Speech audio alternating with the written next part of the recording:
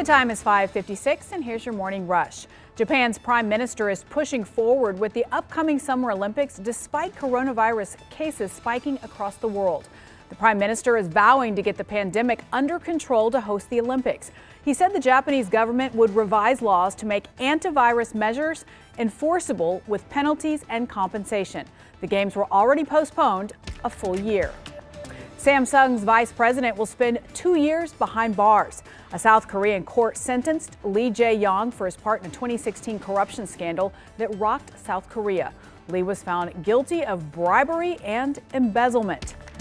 And you better check your freezer this morning. These pepperoni Hot Pockets are under recall because the USDA warns that there may be tiny pieces of plastic or glass inside.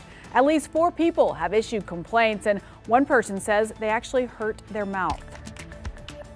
And a taxi driver in Greece is helping passengers have a little fun during their ride. He turned his taxi, look at this, into a nightclub on wheels. It has neon and strobe lights, plus a little thumping background music.